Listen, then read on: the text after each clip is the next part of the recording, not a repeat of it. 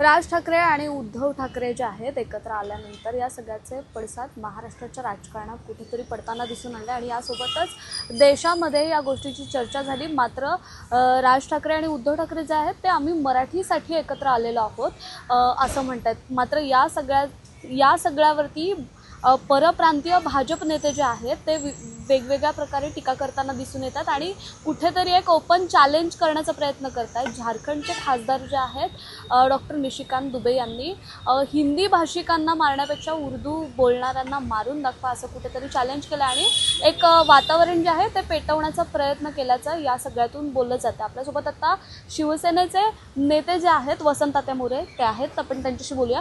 तात्या, कुठेतरी हे वातावरण पेटवलं जातं असं वाटतंय का? कारण खूप महाराष्ट्राचा प्रश्न आहे, मराठीचा प्रश्न आहे, मात्र परप्रांतीय नेते जे आहेत कुठेतरी चिघळवण्याचं काम करतात का? नक्कीच 100% हा प्रांतवार वाद लावण्याचं काम महाराष्ट्रामध्ये चालू आहे आणि कुठेतरी ज्या दिशेला मराठी अमराठी विषय होता आता तो काहीतरी त्यांनी मला वाटतं ते उर्दू लोकांना उर्दू भाषिकांना मारून दाखवा म्हणजे परत आता कुठेतरी HM करण्याच्या मागे ही लोक लागलेली एका दिशेला कुठेतरी असताना परत ते भरकटण्याचे काम करण्याचं महाराष्ट्राच्या बाहेर बसून म्हणजे तुम्ही जे आता म्हणला डॉक्टर निशिकांत दुबे हे कदाचित ह्यांना लोकांनी ज्या कामासाठी निवडून दिलं असेल त्या लोकांना सुद्धा मला वाटतं आज कदाचित लाज वाटत असेल, कारण त्यांना मतदान करणारी जी लोक त्यांचे काहीतरी नातेवाईक इकडे असतील ना महाराष्ट्रामध्ये कामधंद्यासाठी पोटपाण्यासाठी आलेले, मग त्या लोकांना मग तिथं लोकांना भीती वाटते ना की अरे आता हा बोलला आता आमच्या तिकडे काहीतरी होणार, महाराष्ट्रामध्ये काहीतरी चालू होणार। यांना हेच करायचे। मला वाटतं की 5 तारखेला जी एकी मराठी माणसाची पाहिली आणि मला वाटतं की कदाचित महाराष्ट्रातला मराठी माणूस ह्या अशा विषयांमुळे अजून एकत्र येईल आणि माझी महाराष्ट्रातील तमाम मराठी माणसांना सुद्धा माझी विनंती असेल की परवा दिवशी जो प्रकार वरळीमध्ये एका मोर्चाचा झाला, ठीक आहे तुमच्यावरती अन्याय झाला असाल तुम्ही मोर्चे काढा, तुमचा न्याय मागा, परंतु विरोधामधल्या घोषणा असतील किंवा ज्या पद्धतीने एक महिला भगिनी तिकडं केलं काय ते बिचारीला माहिती असणार आहे। त्यामुळं मला वाटतं की अशा प्रकारची जर तिथं एका राज्यातली लोकं जमलेली होती आणि त्यांनी ते मीटिंग घेतली होती, त्या मीटिंगमधनं तो व्हिडिओ व्हायरल कसा झाला यांच्यामधल्याच काही लोकांनी तो बाहेर पाठवला ना। मग ती महिला भगिनी म्हणते की 4-5 दिन हमें दुकान बंद करना पडेगा। माझा तर त्या महिला भगिनीच्या वाक्याला माझा पाठिंबा आहे। ताई तुम्ही 4-5 दिवस बंद करू नका, तुम चाहे तो महीना भर दुकान बंद करके छुट्टी लेके गाँव को जाओ, हमें कुछ फरक पड़ने वाला नहीं है। तुम्ही तुमची दुकानं बंद केली, मराठी माणूस उपाशी मारणार नाही, तुम्ही उपाशी मारताल। त्यामुळे तुम्ही जे काय सांगता ना आम्ही टॅक्स भरतो, आम्ही हे करतो, आम्ही ते करतो, मराठी माणूस या महाराष्ट्रामध्ये खूप मोठ्या ठिकाणावरती मराठी माणूस आहे आणि मराठी माणसांसुद्धा माझी विनंती आहे की अशा लोकांना ज्या लोकांना असे प्रांतवार वाद लावायचे ती लोकं जर तुमच्या इथं तुम्ही भाडेकरी ठेवले असेल तर त्यांना पहिल्यांदा विचारा, त्यांना पहिल्यांदा सांगा की बाबा रे तुला जर दुकान बंद करायचं असेल तर बिनधास्त कर।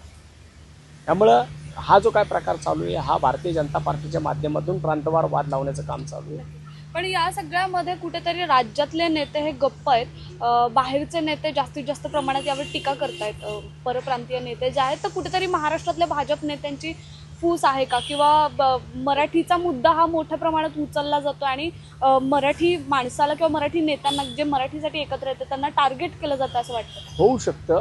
भारतीय जनता पार्टीचा माणूस याच्यामध्ये कुठेही वक्तव्य करायला तयार नाही आहे आणि वक्तव्य होतं आहे ते बाहेर राज्यातून होतं। मग बाहेर राज्यातून जर वक्तव्य होत असेल तर माझी या राज्याचे मुख्यमंत्री माननीय देवेंद्रजी फडणवीस साहेब, उपमुख्यमंत्री अजित पवार साहेब, दुसरे उपमुख्यमंत्री एकनाथ शिंदे साहेब यांनी ह्या बाहेर राज्यातल्या लोकांना ॲटलिस्ट कमीत कमी फोन करून सांगावं की बाबा आमचं राज्य शांत आहे, आम्ही आमचं राज्य बघू, आम्ही सक्षम आहोत, तुम्ही आमच्या राज्यामध्ये ढवळढवळ करायची कारण नाही आहे। आणि जर हे तिघजण सांगणार नसतील तर मग त्या लोकांची जो आपटायची मारायची भाषा केली त्यांच्यासाठी आमच्याकडे बांबूची भाषा आहे। मग महाराष्ट्रातला मराठी माणूस बांबू बाहेर काढल्याशिवाय राहणार नाही। म्हणजे पुन्हा एकदा जर तुम्ही अशा पद्धतीने बोलणार असाल आणि तुमच्या वाक्याला दुजोरा देऊन इथली लोक जर काही विषय करणार असतील तर मला वाटतं की मग ते चुकीचं होतं। यांनी अशा गोष्टी करू नये। लोकप्रतिनिधींना या गोष्टी सोबत नाहीत। लोकप्रतिनिधींना अशा गोष्टी न करता शांतता कशी राहील याकडे लक्ष द्यावं। पण आपटायची मारायची भाषा करणार असेल तर महाराष्ट्रामधला मराठी माणूस शंड नाही आहे।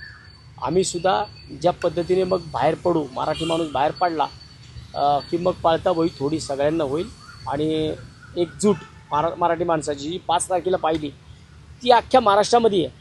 म्हणजे मला वाटते की तुम्ही सोशल मीडिया पाहिली, व्हिडिओज पाहिले, टी व्ही चॅनल्सवरती पाहिलं तर अक्षरशः उद्धव साहेब आणि राजसाहेब एकत्र आले तर घरामध्ये लोक रडत होती.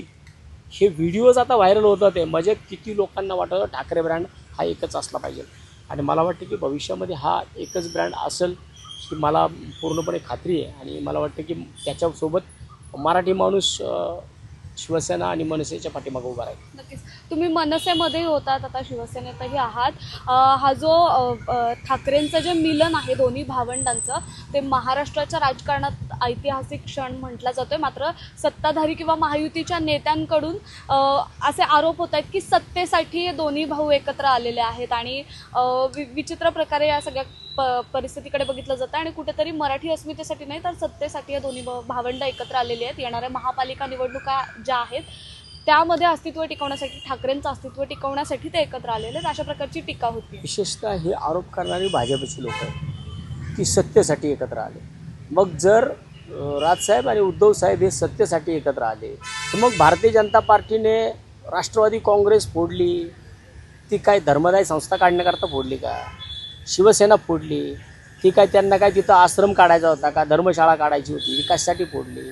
जे बाकीच्या काँग्रेसमधले अशोक चव्हाणांसारखे ज्या लोकांना एवढ्या मोठ्या पदं होती ही लोकं जी फोडली ही कशाकरता फोडली? यांना काय तिथं त्यांच्या काही सुरक्षा कंपन्या काढायच्या होत्या का? म्हणजे असा एकच नाही, एकाच पक्षातला माणूस नाही, महाराष्ट्रामध्ये असा एक पक्ष राहिला नाही ज्या पक्षामध्ये भाजपने दुफळी केली नाही. तो एक सुंदर फोटो बघा आता 2 दिवसापूर्वी सारखा सातत्याने व्हायरल होतोय की देवेंद्र फडणवीस मध्ये बसलेत आणि तिथून मागं तिथून पुढं सगळी इतर पक्षातले लोक बसलेत. मग जर हे सत्तेसाठी एकत्र येणार होतं, मग इकडं काय ह्यांना काय एकत्र येऊन काय कुंभमेळा करायचा होता का? एक कुंभमेळ्यासाठी एकत्र आले होते का हे सगळे, किंवा एकत्र आणतात हे का हे सगळे? त्यामुळं मला वाटतं की ही भाषा त्यांनी करू नये. म्हणजे की सत्तेसाठी एकत्र आले, अरे तुम्ही सत्तेसाठी कोणत्या थराला गेला आहे? ही भारतीय जनता पार्टी कोणत्या थराला गेली आहे हे सगळ्या महाराष्ट्रातल्या मराठी माणसाला माहिती आहे. म्हणून 5 तारखेला महाराष्ट्रातला मराठी माणूस वरळीमध्ये एकत्र आला आणि ते चित्र पाहून यांना कदाचित भीती वाटते. तर हे होते पुण्यातले शिवसेनेचे नेते वसंत मोरे. त्यांनी मराठीच्या मुद्द्याला कुठेतरी चिघळवू पाहणाऱ्या नेत्यांना एक प्रकारे वॉर्निंगच दिली आहे. जर तुम्ही आलात तर आम्ही किंवा या मुद्द्याला कुठेतरी एक वेगळं वळण देण्याचा प्रयत्न केला तर आम्ही तुमचं बांबूने स्वागत करू, असा इशारा त्यांनी दिला आहे. पुण्याहून आकांक्षा यादव, सिविक मिरर.